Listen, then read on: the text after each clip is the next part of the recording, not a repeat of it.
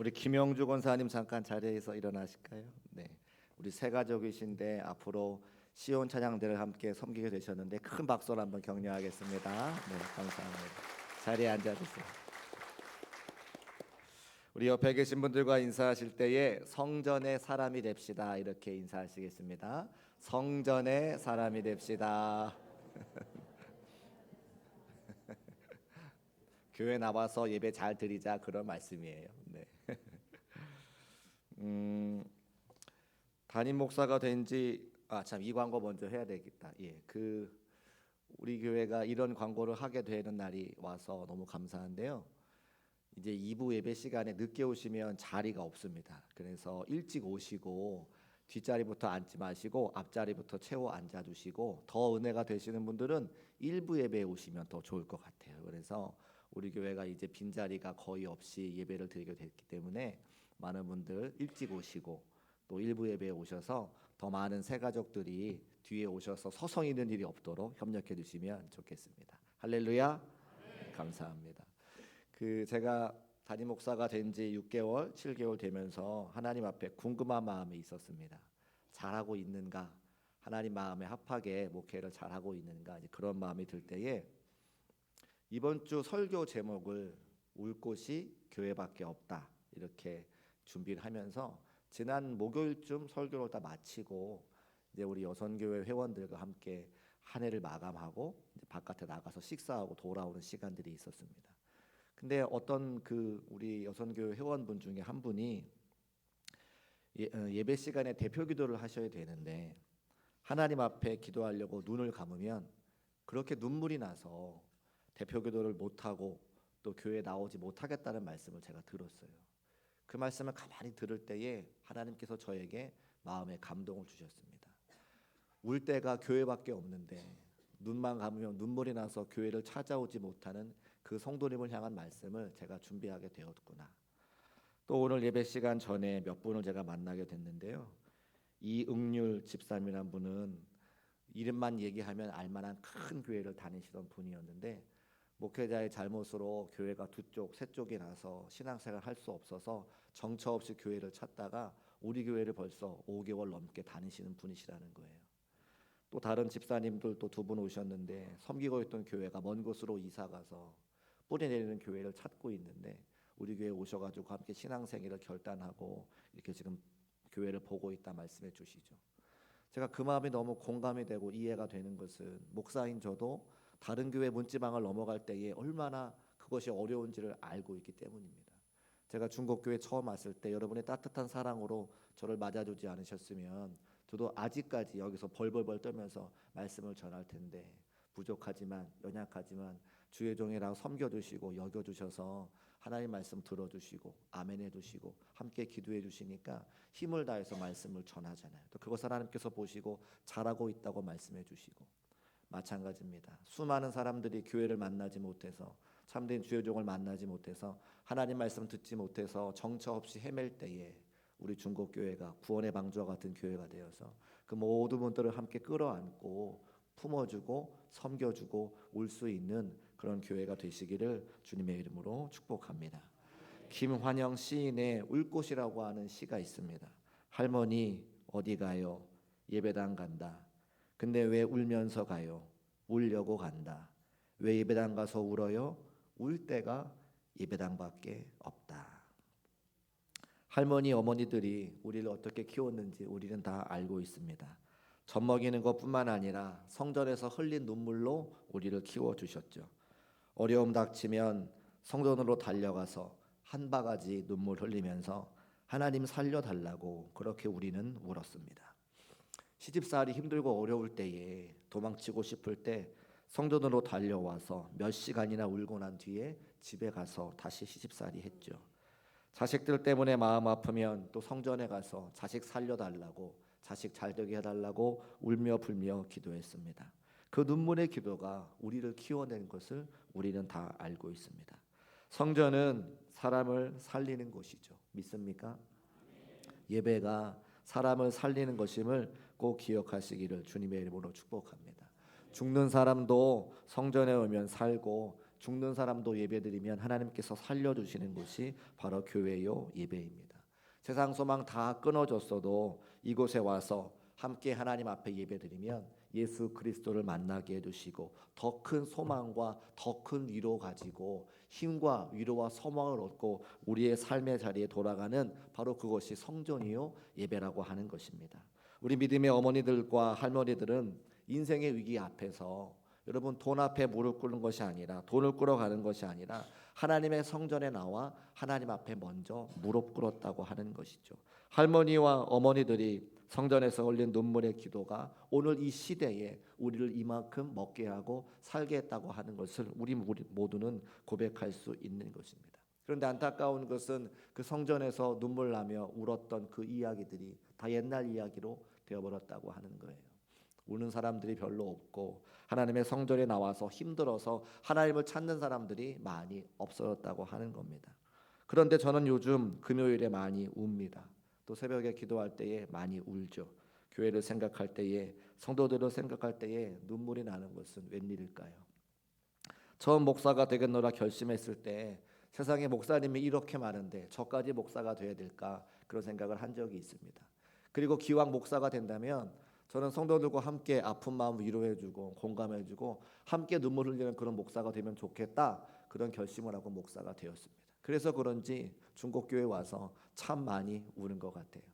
이 성전에 올라와서 이곳에서 예배하기 전에도 흐르는 눈물을 주체할 수가 없어서 눈물 닦아 휴지로 간신히 마음 다잡아서 올라왔는데 오늘 찬양대의 찬양을 통해서 또 하나님께서 은혜를 주시니 하나님의 은혜가 어찌 감사한지요.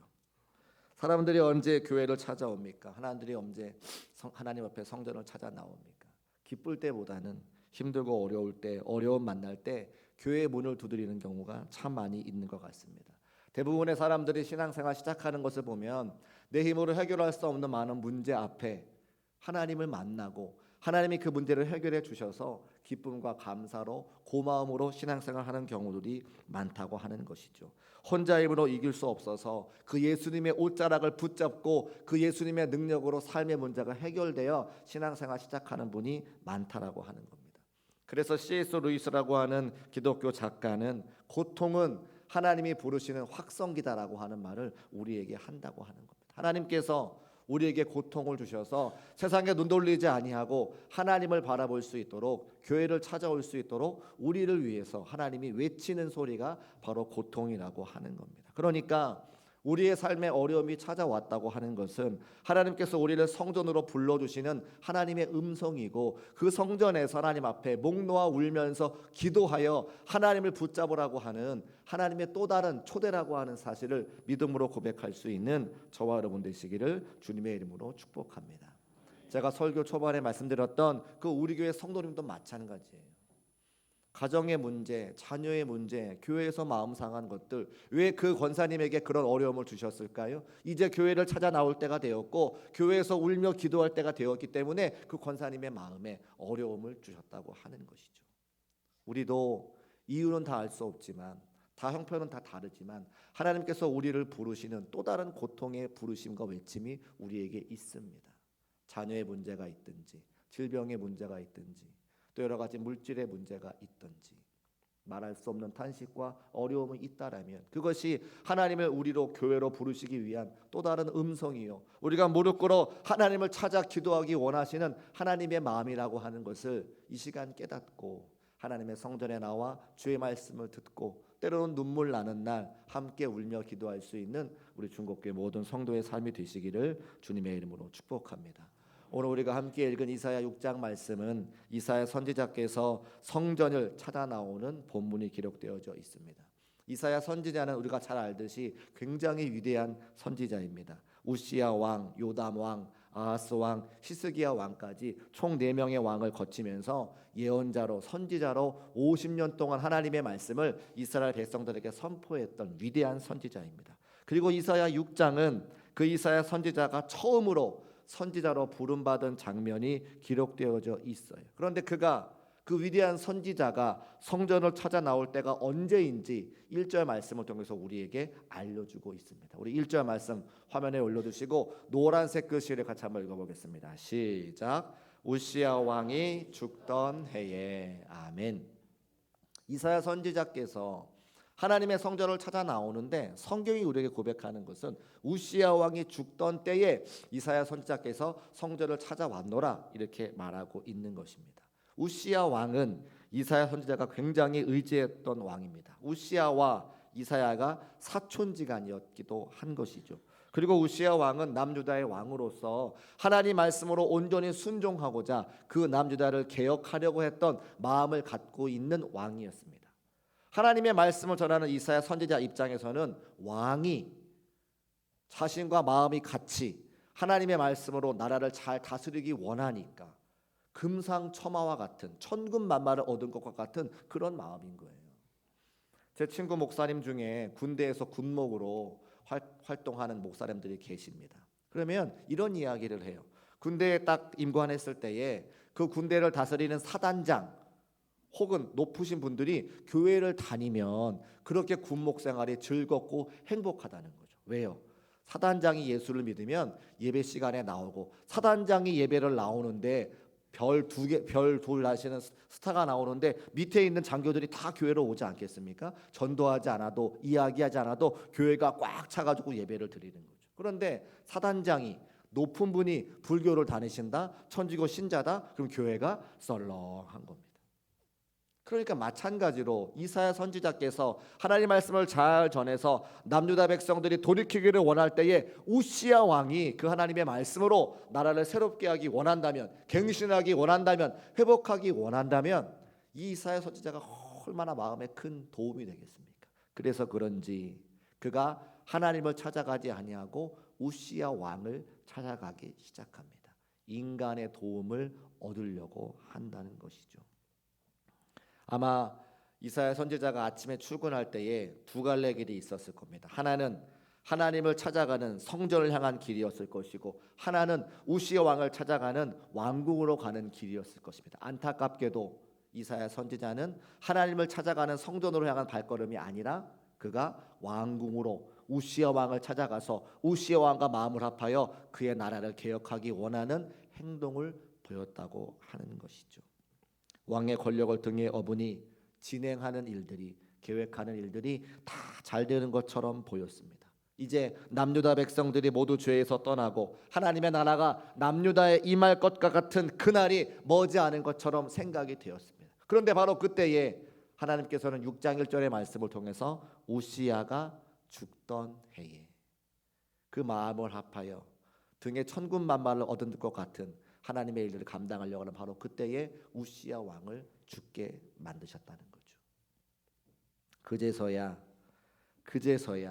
이사야가 붙들고 있던 동아줄이 끊어진 것 같았습니다. 하늘이 무너진 것 같았습니다. 더 이상 이사야에게는 찾아갈 왕이 없었습니다. 엎드려 아뢰일 보좌도 없었습니다. 모든 계획이 수포로 돌아가는 것 같았습니다. 그날도 이사야는 우시야가 죽은 것을 잃어버리고 습관처럼 문을 열고 왕궁으로 향해 왕에게 조문 인사를 드려 찾아갔을 때에 그 사람의 보좌에, 왕의 보좌에 우시야 왕이 없는 것을 알고 비로소 그제야 하나님의 왕궁 성전을 향해 그의 발걸음을 돌렸다고 하는 것이죠. 사람의 보좌가 비고 나서야 비로소 하나님의 보좌가 보이기 시작했습니다. 왕궁의 왕이 없어지니까 성전의 하나님이 생각이 났습니다. 그 장면을 1절 말씀 후반절에 기록하고 있는데 다시 한번 6장 1절 말씀을 같이 읽어보겠습니다. 시작. 우시야 왕이 죽던 해에 내가 본즉 주께서 높이 들린 보좌에 앉으셨는데 그의 옷자락은 성전에 가득하였고. 아멘. 우시야 왕이 죽자 이사야가 드디어 성전을 찾아갔습니다.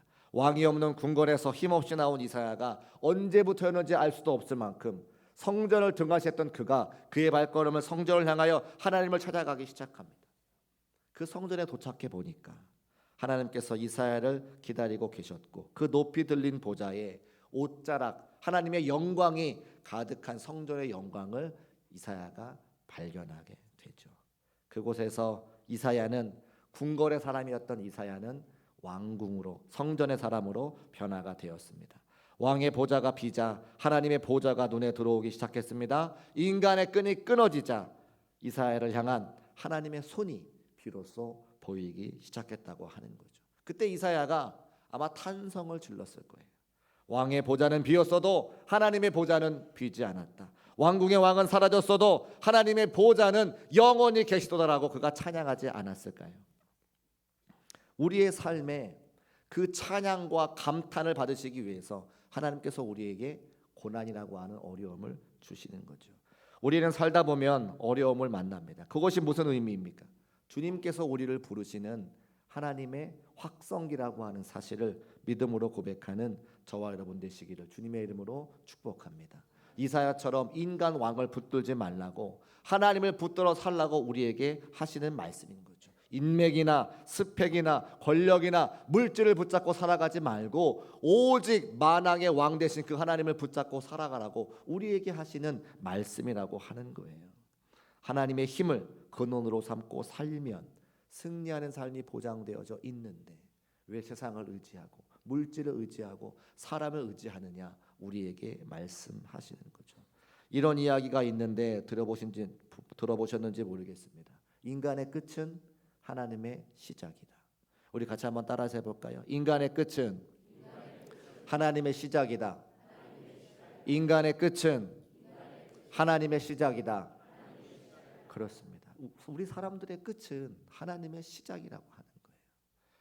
미국의 백화점 왕 제이씨 펜이라고 하는 사람이 있고 그의 이야기를 잠깐 전해드리려고 합니다. 그가 젊은 시절에 증권에 투자했다가 1929년에 미국의 증권시장 파동으로 인해서 전 재산을 날리고 말았다고 합니다. 우리도 전 재산을 잃어버리면 어떻게 살아야 되나 한숨 짓는 것처럼 그가 좌절과 절망으로 인해서 심한 우울증에 걸렸고 정신병원에 입원하게 되었습니다. 자살을 위해서 수면제를 많이 복용하기도 했다는 것이죠. 그러던 어느 날 아침에 그의 병실 바로 옆에 있는 예배실에서 예배 소리가 들려오기 시작하는 거예요. 환자들이 찬송을 부르고 이내 또 목사님의 설교 말씀이 들리고 그 설교 말씀을 들은 다음에 사랑하는 성도들이 통성으로 기도하는 그런 기도 소리를 듣게 되었습니다. 놀라운 사실은 바로 옆에 예배실에 있었기 때문에 내가 들으려고 했던 것이 아니라 그냥 들려오는 소리에 내가 집중하게 되는 거죠. 그 페니가 집중하게 되는 겁니다. 환자들이 찬송하는 소리를 듣고 목사님이 하나님 말씀을 전하시는 말씀을 듣고 성도들이 기도하는 소리가 들으니까 그의 고백이 이래요. 나의 마음속에 기적이 일어났다. 흑암 같은 온통 어두웠던 나의 마음이 한 줄기 빛이 들어와서 내 마음을 환하게 밝혀주고 그 찬송 소리와 말씀 소리와 기도 소리가 나의 삶을 바꾸었노라고 그가 고백하더라고 하는 거예요. 그 이후에 그가 절망을 딛고 일어났습니다. 새로운 용기와 희망과 평안과 기쁨을 얻어서 퇴원 이후에 비록 할 수 있는 것은 많이 없었지만 막 노동부터 시작해가지고 조그만 구멍가게 편의점부터 시작하는 거예요. 그런데 그 마음 가운데 예수의 은혜로 예수의 능력으로 가득 차 있으니까 오는 모든 사람들을 다 예수님처럼 섬기는 거예요. 기쁨으로 환영하는 겁니다. 그러니까 그 구멍가게가 소문나서 구멍가게가 아니라 큰 가게로 생기게 되고 또 많은 사람들이 여러 가지 반품하러 오는 물건을 다 반품해 주는 거죠. 그래서 그 마침내 5만 명이나 거느리는 대기업으로 그의 가게를 성장시켰고 미국 전역에 세워진 백화점 왕이 되었다고 하는 겁니다. 이름이 제이씨 펜이에요. 근데 그 제이씨가 뭐냐면 예수 그리스도 지저스 크라이스트의 약자라고 하는 겁니다.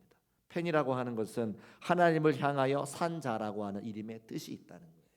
사랑하는 여러분, 미국 사람이지만 옛날 사람이지만 절망 가운데 오직 하나님의 말씀 하나 붙잡고 하나님의 은혜 하나 붙잡고 절망 가운데 소망의 삶을 변화된 그 삶의 주역, 그 삶의 은혜가 우리 중국교회 모든 성도들에게도 임하시기를 주님의 이름으로 축복합니다. 여러분, 끝날 때까지 끝난 게 아니에요. 여러 가지 문제가 있다고 해서 인간의 끝이 왔다고 해서 그것으로 절망하거나 낙심하지 마세요. 하나님은 살아계시고 우리 인간의 끝을 통해 하나님의 시작이 시작되는 것을 우리가 기억한다면 소망 가운데 위로함 가지고 우리 삶의 자리에서 하나님 말씀 붙잡고 얼마든지 한 걸음 한 걸음 나아갈 수 있다고 하는 것입니다. 교회로 나아가는 길이, 하나님 앞에 예배하는 길이 활짝 열려 있습니다. 함께 모여서 하나님을 예배하고 주께서 주시는 말씀과 은혜 가지고 여러분의 삶의 자리에 최후 승리를 거두시는 저와 여러분 되시기를 주님의 이름으로 축복합니다. 드디어 이사야가 왕궁이 아닌 성전으로 왔고 그 성전 가운데 임재하시는 하나님의 영광을 바라보게 되었습니다. 그 순간 이사야가 이스라엘 백성들을 바라보는 것이 아니라 남유다의 백성들을 바라보는 것이 아니라 자신을 바라보게 됩니다. 이사야 6장 5절 말씀 우리 화면에 올려주시고 같이 한번 읽어보겠습니다. 시작. 그때에 내가 말하되 화로다 나여 망하게 되었도다. 나는 입술이 부정한 사람이요 나는 입술이 부정한 백성 중에 거주하면서 만군의 여호와이신 왕을 배웠음이로다 하였더라. 아멘. 그때 내가 말하되 화로다 나여 망하게 되었도다. 너여 망하게 되었다고 이야기하는 게 아니라 내가 망하게 되었다는 거예요. 왜요? 내가 입술이 부정한 사람이고 내가 입술이 부정한 사람 중에 거였다고 하는 말씀을 통해서 다른 사람 이야기할 게 아니라 내가 잘못됐구나, 내가 회개해야 되는구나, 내가 말씀으로 돌아와야 되는구나, 이사야가 깨달았다고 하는 거죠. 지금까지는 이스라엘 백성들의 죄악을 회개하라고 하나님의 말씀을 백성들에게만 선포했지 그 말씀을 나의 삶에 적용하지 못했다고 하는 거예요. 그런데 하나님의 성전에서 하나님의 영광 가운데 자기 자신을 바라보게 되었습니다. 예배라고 하는 것은 하나님이 나를 만나주시는 것이지 집에 있는 원수를 만나는 게 아니에요. 예배 시간은 하나님의 말씀이 나에게 임하여서 내가 어떻게 하나님 앞에 살아가고 있는지를 살펴보는 것이지 다른 사람을 위한 말씀이 아니라고 하는 겁니다. 나에게 일어난 모든 일이 남 때문이 아니고 남이 바뀌어야 되고 누구 때문이고 남 탓하는 것이 아니라 하나님의 말씀으로 나를 돌이켜 내가 새로워져서 그 가정으로 돌아가서 그 직장으로 돌아가서 나로 하여금 하나님의 역사가 나타나게 하는 것이지 다른 사람이 변화가 되는 것이 아니라 오늘 우리에게 말씀하고 있는 것이죠.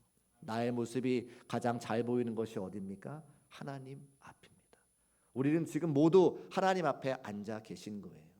하나님 앞에서 나의 모습을 돌이켜보고 나의 모습을 회복시켜보고 하나님이 원하시는 모습으로 그 모습으로 바뀌어갈 수 있는 우리 중국교회 모든 성도의 삶이 되시기를 주님의 이름으로 축복합니다. 하나님 앞에 예배할 때에 기도하는 중에 하나님의 임재가 임하면 눈물이 나죠. 상대방을 위한 통곡이, 내가 해결할 수 없는 많은 문제 앞에 느끼는 좌절감이 나를 회복시켜 주시는 그 하나님의 은혜로 덮어지는 거예요. 수없이 많은 시간들 속에 하나님 잘하고 있습니까?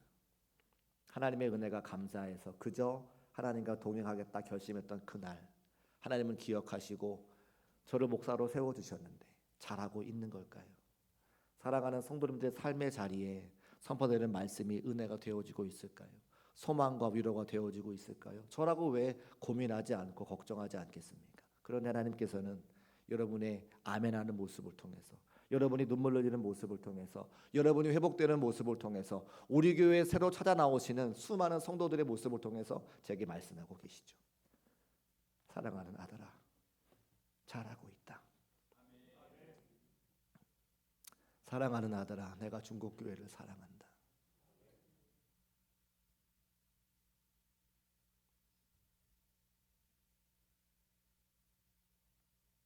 여러분들이 수없이 많은 시간 기도하셨기 때문에, 여러분이 수없이 많은 시간 교회를 지켜오셨기 때문에, 여러분이 수없이 많은 시간 눈물 흘리며 하나님의 교회를 찾았기 때문에 오늘과 같이 은혜의 때가 우리에게 임하는 것을 저는 알겠더라고요. 우리에게 어려움을 주시는 것은 바로 그것 때문입니다. 하나님의 성전에 찾아 나와 함께 예배하고 기도하고 하나님의 몸된 제단이 피로 값주고 세운 우리 중국교회가 좋은 교회를 넘어서 위대한 교회로 가는 그 과정 가운데 우리를 사용하여 주시니 이 얼마나 기쁘지 아니한가. 저는 기쁠 때 우는 것 같더라고요. 금요일에 많이 웁니다. 우리 사랑하는 성도들 조금씩 회복되어지고 우리 성전이 조금씩 차고 여러분의 얼굴이 천사와 같은 얼굴로 변화가 될 때에 하나님이 제게 기쁨을 주십니다. 이사야에게 하고 싶었던 말씀을 가장 먼저 이사야의 삶의 변화를 통해서 말씀해 주시는 거죠. 남유다가 잘못한 것 그 이전에 너가 잘못했다. 사람을 찾아갔던 그 너의 모습을 돌이켜 영원한 하나님을 찾으라 말씀하시는 그 하나님의 음성이 우리 모두에게 주시는 하나님의 음성이 되시기를 주의 이름으로 축복합니다. 그 하나님 말씀에 순종했을 때에 이사야가 변화된 모습이 6절과 7절 말씀에 잘 기록되어져 있습니다. 우리 함께 하나님의 말씀 읽어보겠습니다. 시작. 그때에 그 서랍 중에 하나가 핀 숯을 손에 가지고 내게로 날아와서 그것을 내 입술에 대며 이르되 보라 이것이 내 입에 닿았으니 내 악이 제하여 졌고 내 죄가 사하여 졌느니라 하더라. 아멘. 내 죄가 사하여 졌느니라. 할렐루야. 예수 그리스도를 보내주셔서 우리를 구원하신 것은 우리에게 영원한 생명을 주시기 위한 하나님의 방법입니다. 내 죄가 사하여졌느니라고 하는 이사야를 향한 하나님의 말씀이 우리에게 오늘 교회로 세워주시고 그 교회를 아름답게 섬기면서 기쁨과 은혜를 누리는 우리에게 주신 하나님의 또 다른 음성이라고 하는 거예요. 성전은 우리를 깨끗하게 하는 곳임을 믿으시기를 주님의 이름으로 축복합니다. 남들 때문에 속상하고 해결할 수 없는 문제 때문에 전전긍긍하지만 그 모든 사건들을 통해서 주의 전에 찾아 나왔을 때에 울며 불며 기도하게 하시는 것이 하나님의 은혜인 거예요. 왜요? 울 때가 교회밖에 없기 때문입니다. 40대 중반에 제가 교회 바깥에서 울면 에휴 저 머저리라고 이야기하지만 40대 중반의 목사인 제가 여러분과 함께 교회에서 울 때에 누가 저를 욕하겠습니까? 하나님의 은혜가 임해서 목사님에게 임하니까 감사하다, 고맙다 그렇게 말씀하지 않으실까요? 여러분이 여기서 눈물 흘리신다고 누구 하나 손가락질합니까? 함께 울어주고 함께 격려해주고 함께 중보하며 기도해주는 곳이 교회 말고 어디 있어요? 울 때는 교회밖에 없다는 거죠. 하나님께서 이사야를 회복시키며 말씀하십니다. 이제 되었다. 내가 너를 보내도 되겠다. 내가 너를 세상과 가정과 회소로 보내니 너는 나의 이름으로 가서 하나님의 약속의 말씀을 선포하고 남유다 백성들을 이스라엘 백성들을 세상의 모든 사람들을 회복시키라. 오늘 우리에게 동일한 말씀을 하십니다. 성전에 와서 여호와를 만나라. 그리고 그 여호와께서 주시는 하나님의 은혜로 회복되어져 우리의 가정과 직장과 사업터와 일터와 이 나라와 이 민족 위에 회복의 말씀을 선포하라고 우리에게 말씀하시는 겁니다. 저는 꿈을 꿉니다. 중곡동이 변화되는 것은 물론이요, 우리 중곡동을 통해서 지역사회 교회들이 변화가 되어지고 더 많은 사람들을 구원하는데 앞장서 다투는 그런 교회가 우리가 쓰임받기를 저는 기도하고 꿈꾸며 날마다 선포합니다. 광고가 나오겠지만 사랑하는 청년들이 선교의 열정을 회복하여서 저들의 젊은 날 전 세계 방방곡곡 흩어져서 하나님이 살아계심을 그들의 삶으로 증거하는 그런 삶이 되기를 저는 꿈꾸며 기도합니다. 사랑하는 우리의 다음 세대가 다른 세대가 되지 않기 위해서 하나님의 말씀을 전하는 일에 수많은 성도들이 동참해서 우리 때보다 더 크게 부흥하고 성장하는 중곡고가 되기를 저는 기대하며 꿈꾸며 기도합니다. 여러분은 어떻습니까? 그것이 하나님께서 우리에게 주시는 은혜의 때라면 우리가 함께 울며 기도하여서 그 일을 이룰 수 있는 사랑하는 중곡교회 모든 성도의 삶이 되시기를 주님의 이름으로 축복합니다. 말씀을 정리하려고 합니다. 우리 삶의 절망과 위기와 슬픔이 찾아왔다면 이제는 성전으로 발걸음을 향할 때이고 성전에서 하나님을 만날 때입니다. 그때 하나님께서는 우리를 새롭게 변화시켜 주시고 더 큰 능력으로 우리를 바꿔 주실 거예요. 그리고 그 바꿔진 모습을 통해서 능력 얻은 모습을 통해서 세상에 나가 하나님의 살아계심을 전하고 우리 중곡교회가 여기 있음을 알리고 사명 잘 감당하여 마지막 때 잘했다 칭찬받을 수 있는 우리 중곡교회 모든 성도의 삶이 되시기를 주님의 이름으로 축복합니다. 예수를 함께 하시네 함께 찬송하시고 우리 결단하면서 기도하겠습니다.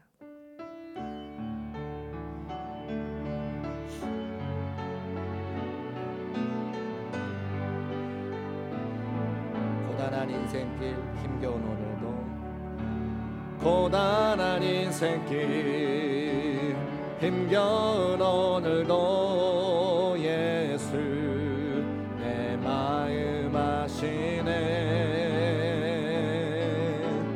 지나간 아픔도 마주할 세상도 예수 내 마음 아시네. 하루를 살아도 기쁨으로 하루를 살아도 기쁨으로 가리.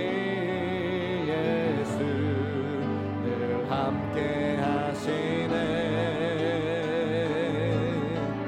후회도 염려도 온전히 맡기니 예수 늘 함께 하시네.